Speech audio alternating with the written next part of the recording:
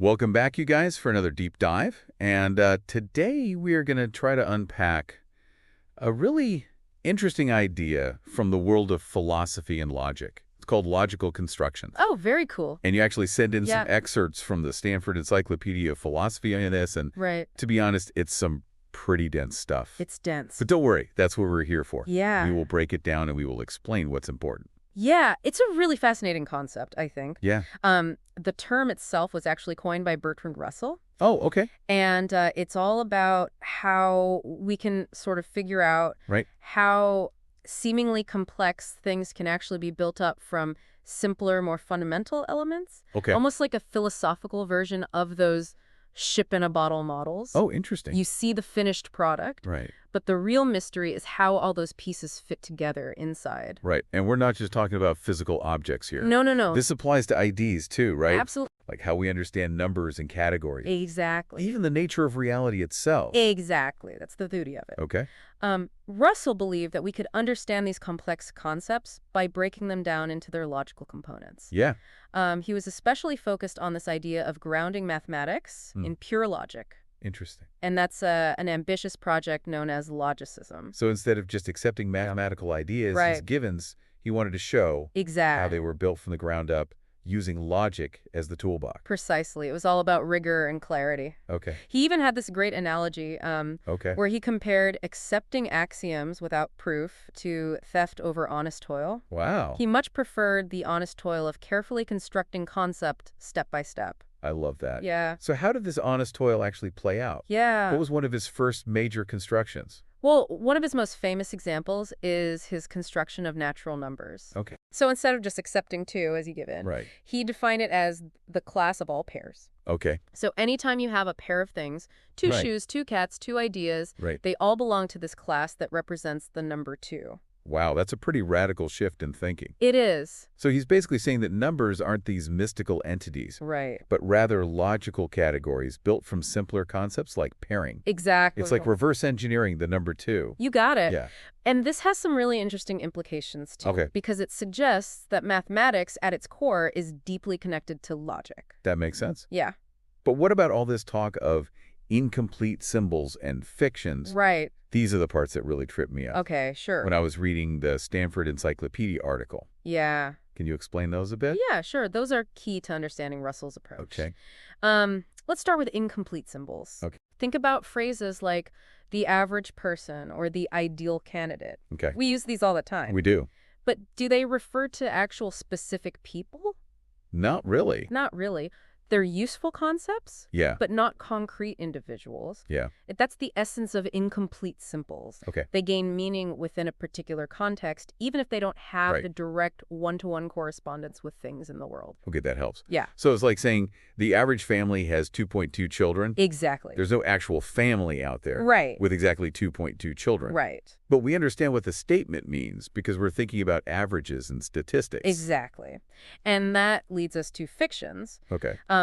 In this context, Russell is using fiction, kind of like how we talk about a corporation being a legal person. Right. We know a corporation isn't a person in the usual sense, Right. but it's a useful legal fiction Right. that allows us to apply certain rules and concepts. Okay. Similarly, Russell argues that some concepts, like certain types of classes, Yeah. might be best understood as logical fictions, Right. not fundamental entities, Right. but useful tools derived from something more basic.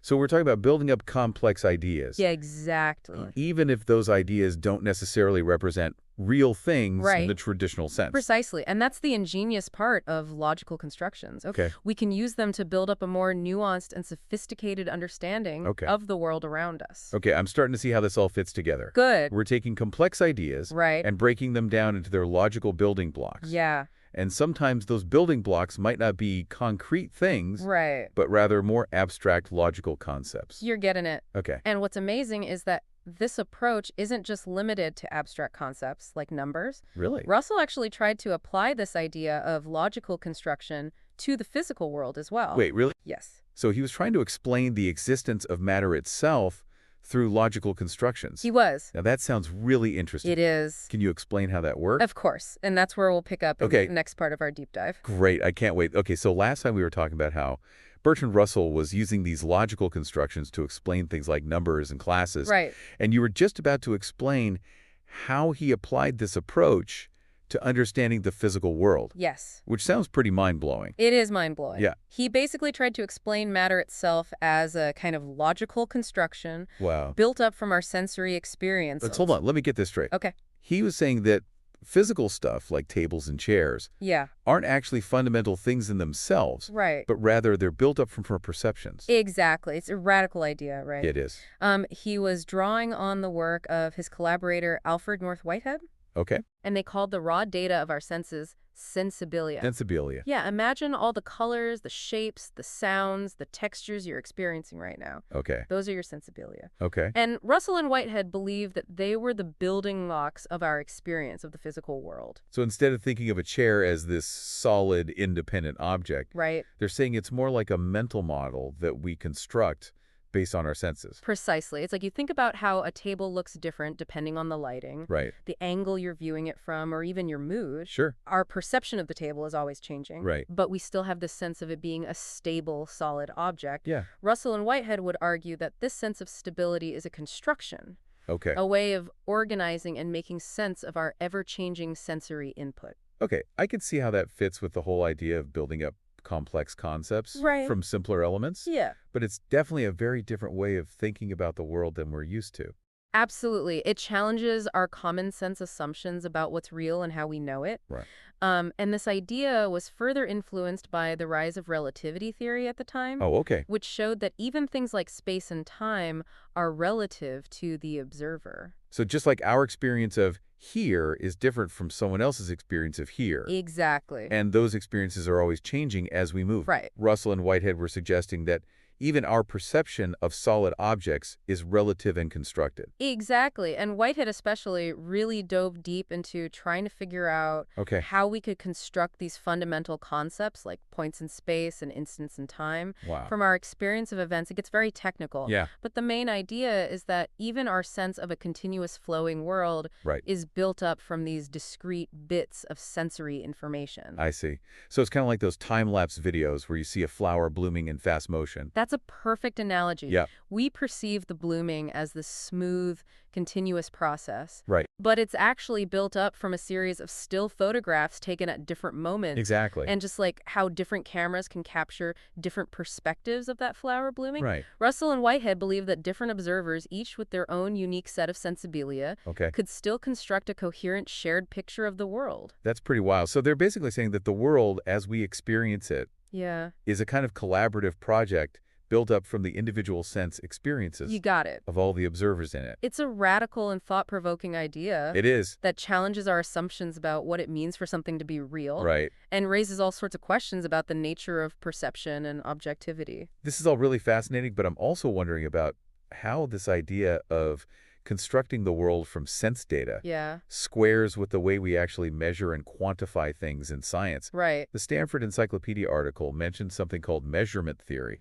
As an alternative approach, could you explain that a bit more? Sure, that's a great question. So around the same time that Russell and Whitehead were developing their ideas about logical constructions, Okay. a physicist and philosopher of science named Norman Campbell was proposing this different approach called measurement theory.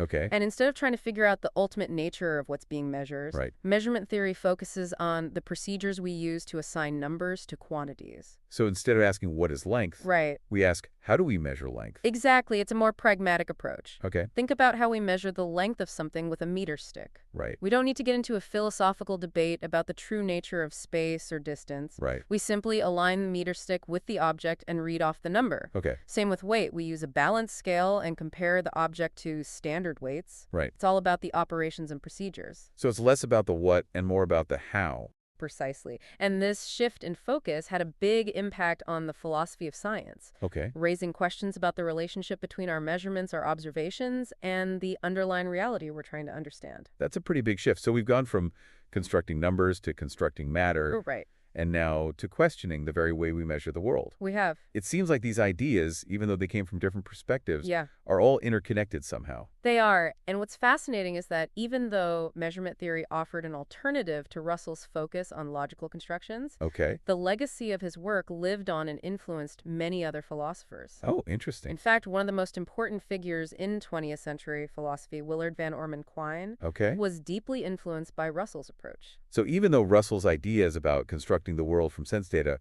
were pretty radical, they still had a big impact on later thinkers like Quine. Right. And, Quine was really interested in clarifying our concepts and making our language more precise. Right. And he saw a lot of value in Russell's approach of breaking down these complex ideas into simpler ones. Okay. He called this process explication. So it's kind of like taking a messy, complicated concept and cleaning it up, Yeah, making it more precise and easier to work with. that's a great way to put it. And what's interesting is that Quine also recognized that there might not always be just one right way Oh, to explicate a concept.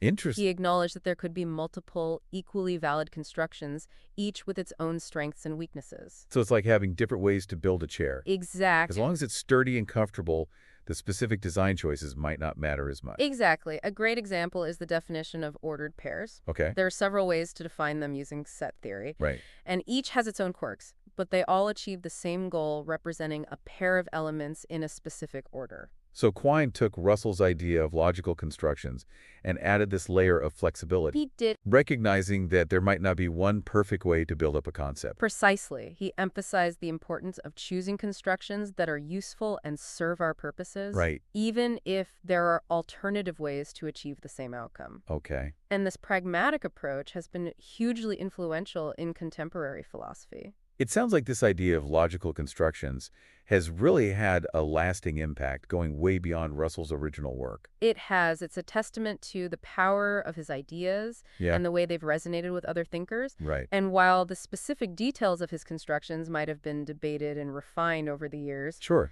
that underlying principle Right. that we can break down complex concepts into simpler ones to understand them better Okay. has proven to be incredibly valuable in various fields, not just philosophy. That makes sense. After all, we're always trying to make sense of the world around us. Right. And sometimes the best way to do that is to break things down into smaller, more manageable pieces.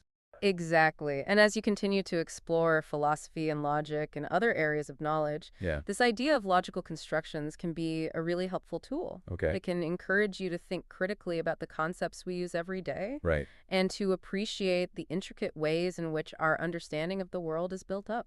So to wrap things up, we've taken this deep dive into logical constructions, We have. starting with Russell's efforts to ground mathematics and logic, and ending with Quine's focus on explication. It's been a journey. It's been quite a journey. Yes. And we've seen how this seemingly abstract idea has had a profound impact on our understanding of not just mathematics, Right. but also language, the physical world, and even the nature of knowledge itself. Absolutely. It really highlights how powerful a simple idea can be when it comes to shaping our understanding of the world. It does, and it reminds us that even the most complex ideas Yeah, can often be understood by breaking them down into their constituent parts. that's a great takeaway.